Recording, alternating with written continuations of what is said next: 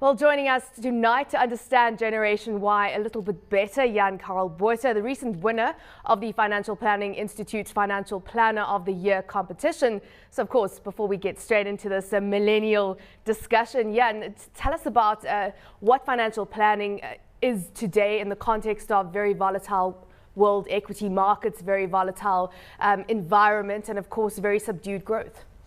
I think it's increasingly becoming difficult to manage clients' expectations. But on the other side, I mean, it allows for us to have a job and to take clients by the hand. And what we try and focus on is not the things that we can't influence. We can't do anything about what's going on in Europe. But what we can do is to influence clients' behavior and address that sort of issues, which is also very important into the long-term success of any investor. So, of course, 4,000 certified financial planners in South Africa. You came out on top. What did it take?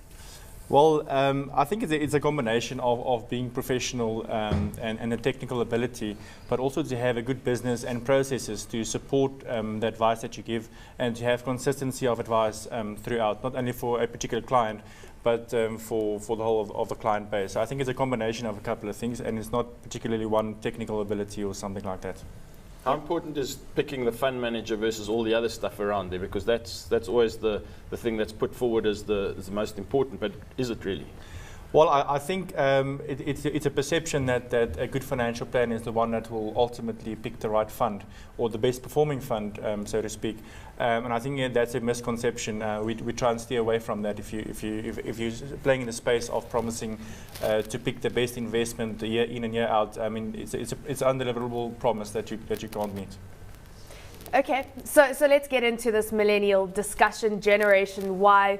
Quibi, set the context for us. Who are the millennials? Well, the millennials are people that have been born kind of late 70s, early 80s, and those are kind of if you talk about a financial planning perspective, these are kind of people that are forgotten at this stage, because often what happens on a financial planning perspective, from an advisory perspective, is you look for people with money, and those are predominantly people that are either retiring or busy retiring or kind of mature business owners, and these aren't generally kind of millennials. But this is going to be the market that you're going to have to market to one day. So I'd like you to have a look at some research that the Pew Research Center has done around millennials, and these are millennials now in the United States, and we're going to be applying some of this data to the South African market. 20% of them live in multi-generational homes. Those are parents, grandparents, and then obviously kids, and potentially a little bit below that as well. 24% of 18 to 24-year-olds moved back with their parents in the last few years due to economic hardships. I mean, that's predominantly prevalent if you look at the Spanish issues that are going on at the moment. There's another one. 41% of 25 to 29-year-olds live with or moved back in with their parents. That's quite a hard one sometimes, I think, to kind of swallow, especially if you're the parent. And then 17% of 30 to 34-year-olds also moved in with parents. Kind of a slightly higher age bracket here now, but people moving back with parents saying, well, look, I can't make it on my own and it's very, very difficult. How do I now, what happens from a financial perspective? It's very interesting because millennials tend to be those that are liberal, self-expressed, optimistic. They want to go out there and change the world, yet they're all rushing back to live with mom and dad. They want to change the world, but with mom and dad's money. So I think that's important to realize. And the thing is, living arrangements can be fertile ground for exploitation of mum and dad's money. And mum and dad is probably the baby boomers, the ones that's retiring now. And we often find that they really can't afford just to get by with their own retirement. And now they have to look after the Generation Y. And I think a soft issue there is as well. The Generation Y normally look at life in terms of the passion. They're not driven by finances as much as previous generations. So they'll tell you very quickly, my passion in life is this or that. But ultimately, you need to sometime get out of the boat and earn a decent income as well. You can't just have this sort of dream up in the clouds. They grew up in the good times. Yeah, This is the first, if you're a millennial, this is the first recession or downtime you're really seeing. Hey, Roland. Yeah, absolutely. I think it is very linked to the behavior of these generations, very linked to the era or the economic cycle that they've lived through. And I think the last probably 5 years have certainly defined the next 10 years for most of these people. It sounds like we have to start a dating agency to get them out of the house and get married and have kids, right? Well, but they move back in the house with the kids and wife. And very non-traditional family structures perhaps will emanate from this as well, because you'll have unmarried couples living together, perhaps with a child out of wedlock, single mothers with children. I mean, how does this make the process of financial planning that much more complicated? Well, or does it? Well, it makes it a lot more complicated, but if I can just touch on another point on that issue, I mean, moving back and having that sort of living together scenario can also be beneficial to both parties, you know, the parents and the children, because you've got joint cost sharing in the whole of the household. So I've also seen some good stories out of that, with additional entrances to a property made and a couple of amendments to a property. So and especially in difficult times for a lot of people right now, being laid off or whatever the case might be, I mean, it can be a very good scenario. But can these people even afford to save for retirement? I mean, they're cash strapped as it is. Yeah, unfortunately, it's just getting by on a monthly basis, not losing a house, just making ends meet for the year now. And unfortunately, it's a temporary solution, not a long-term one. Living on passion and hope and everything, but not understanding the fundamentals of money management. With an iPad with nice apps and all the gadgets, but living at home. So you know what the interesting thing is? I think that if you look at it from a South African perspective, you know, we haven't seen an economic downfall or now, you know, the kind of the outfall, so to speak, from an economic meltdown like we've seen in Europe and in the United States. So a lot of what is happening here in South Africa, we continue to see potentially Generation Y's, different attitudes towards life, but kind of carry on finding jobs and being able to kind of fend for themselves. The place, and I mentioned it just now, the place where you really watch Generation Y is Spain at the moment, because here you've got multi-generations living together and literally trying to make ends meet literally on one bond and trying to scrape enough money together just to kind of come by on a daily basis. From a demographic perspective, social perspective, and everything else, it'll be very, very interesting to see how that kind of translates, and kind of doing planning in that space, you know, kind of looking at it from an advisory perspective in that space. You know, that must be quite difficult to kind of set the boundaries, making sure that there's pots of money for specific objectives, and making sure that kind of the millennials kind of understand that, you know, at some point they're going to have to go and toe the line and actually get out there and actually go in a job. It's very important you mention that, because, you know, there's various financial behaviors that you can address and manage and so on. But when it comes to parents and their children, there's the most irrational decision that parents make, and children knows where to what buttons to press in this whole process. So it's some of the most difficult issues to advise on. But as Kobe mentioned, it will be very interesting to see going forward what will emerge from this whole situation. I mean, you know, how many times have I sat with advisors where and the story always starts the same. You know, I have a client and he is or she is a high net worth individual, and they go through the asset list, and then once they've done this, they always say, but they have a child. Caveat. And then I know what comes, okay, because I know what's the next thing that's going to follow, because invariably they sit down and say, well, you know, the child, and then in a very polite way kind of say, well, they're still living at home, they're in their 30s, and they're not quite sure what they're going to do with this child, and not quite sure how they're actually going to make, you know, how they're going to earn a living. But this becomes a financial drag at the end. Well, what about then the reciprocal of that, is that when the parents actually get older, they actually go to the children and expect support, because the parents were supporting the children up until 30-year-old even.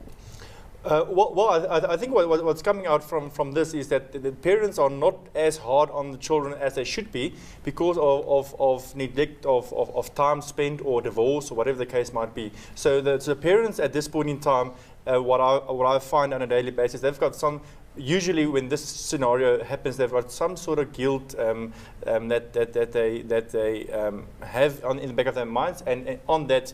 Having a sort of softer approach to children. But yeah, at the end of the day, a lot of parents would say, my children would look after me in retirement, but I mean, they're 35 and haven't got a job even. So that's a problem. Well, on the back end of that, I mean, just quickly have a look at the table that we've got, again, from the Pew Research Center. Full-time employment is less important to millennials. Look at that. How many of them are full-time employed? This is now regarding the research that was done among 2,500 young people in the United States, related to Generation X's that are full-time employed, and the baby boomers. You know, if you speak to a baby boomer, he'll say to you, look, it's very important to have a job, make sure that you bring home a check, make sure that you cross the T, dot the I, and make sure that you pay the bills, so to speak. And that was important to Generation X's, but to millennials, it's kind of... They want to be rebels. They want to be bound by 9-to-5 work times, ultimately. I mean, Roland, you're a father. You're obviously going to have children who are going to perhaps be in the same inclined in terms of wanting these kind of liberal, lifestyle choices. How do you think the millennial generation and generations after that might shape the type of financial products that come to the market? I think obviously there's negative situations where people can't afford to live on their own and therefore live with their parents. But I'm sure what this is also saying, this data, is that people are focusing much more on entrepreneurial kind of spirit, where they are free to work for anybody. In other words, they are consultants and sort of do work that gives them more flexibility in terms of their private life and their work life. So I think we are moving very much demographically into an era where we're finding people working from home.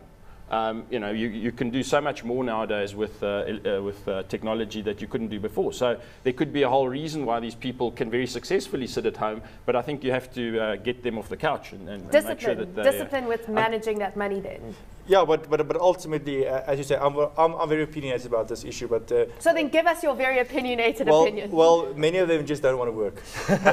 That's just the bottom line. But it is so. The various generations got different perceptions. I recall Ernie Elsa's grandmother asking, after Ernie Elsa already been a made professional golfer, asking, when is Ernie going to get a job with a pension and a medical aid? So Ernie's not living at home still, is he? No. So I think perception is changing, but there needs to be some sort of wake-up call for Generation Y at some stage. Yeah, I mean, let's just quickly show you some more work from the Pew Research Center data. There you can see it's just how connected the millennials are relative to Generation X's and baby boomers, and then obviously the silent generation, not really connected at all. And that's the other thing which is very, very important here, is that they're connected and highly educated. And many of these folk have actually got master's degrees. Some of them, all of them have gone to university. The silent generation, you were something special in the silent generation if you actually had a degree. Today, that is completely different. Most of these folk have actually been to university. But they're not putting their degree to work. They're sitting on their degree hoping, just assuming that good times will last forever, but they haven't lasted forever And I now. suppose we have to blame society for that rather than the actual generation, because society teaches us that being famous is really important. Driving a fast car is really, really important. And hence, if you've got a job that just helps you cross the T and dot the I and kind of just pay the basic bills, that generally doesn't give you fame. And quite frankly, at the end of the day, who wants a job like that? And I suppose that's this generation asking that question, regardless of the skill set they have.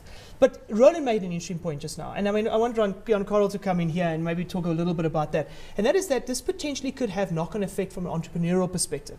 If a lot of these millennials sit at home and kind of start thinking out the box from an entrepreneurial perspective, you're sharing expenses. This surely must be a fantastic way to start a business. Yeah, I think the known one is Facebook. I mean, and coming from a similar type of scenario. So we really find that, I mean, there's some great entrepreneurial rise from this whole issue, because you've got a lot of time to think things out. But unfortunately, it's very often it's the exception rather than the rule. So but most definitely there's some out of the box thinking, and I think financial products going forward will also be aligned to focus on the internet-based access to that sort of internet-based virtual advice. But that makes a lot of sense. So that's where the whole world is moving: online shopping, everything being connected technologically. But are you finding that millennials right now, because of the downturn that we've seen, some of them perhaps finding it harder to find jobs, etc., their behavior towards saving, their behavior towards jobs, and understanding that the good times aren't going to last forever, they have to actually sit up and do something with their degree? Do you think that the behavior is changing? Yeah, the behavior is most definitely changing, and I mean, and at this point in time, I think we have to wait a little bit longer to see what the outcome would be. So at this point in time, but I think businesses are quite cleverly trying to attract those individuals, making it attractive to work for them, giving them sort of environment. I think Google is famous for that in their working environment, to have a very sort of Generation Y environment where they can work in a relaxed environment and exploit their various avenues. How might the financial services space respond to millennials when they are high net worth individuals, when they are beyond 30 years old? Sorry, can you just repeat that? What type of products would be are the products that we have in the kind of financial world at this point in time suitable for millennials as they move into high net worth individual status? Well, I think the online investing platforms has been very popular. I think that over the past 5 years, I mean, the gentleman would agree with me that over the past 5 years, I mean, those products have really come to light, and a big drive for that was Generation Y and even Generation X, and not the baby boomers. So if they latch onto that and find it comfortable to use that investment platforms, that will be most definitely be in 10 years' time a much bigger space for us to play. What you're saying is people are becoming much more self-directed. In other words, they are actually investing themselves rather than online, rather than having to go through traditional kind of routes. And I guess that impacts you because it's sort of a threat to maybe the intermediary service that you're providing. Absolutely, absolutely correct. If you look at that, it's very true. But what we also find is that they're quite often, because they can Google everything, think that they're cleverer than they really are. So it's quite dangerous in some ways. But yeah, most definitely, information is available to everyone. It hasn't been so 10 years ago, and there'll be much more information going forward. So there's a space to watch out.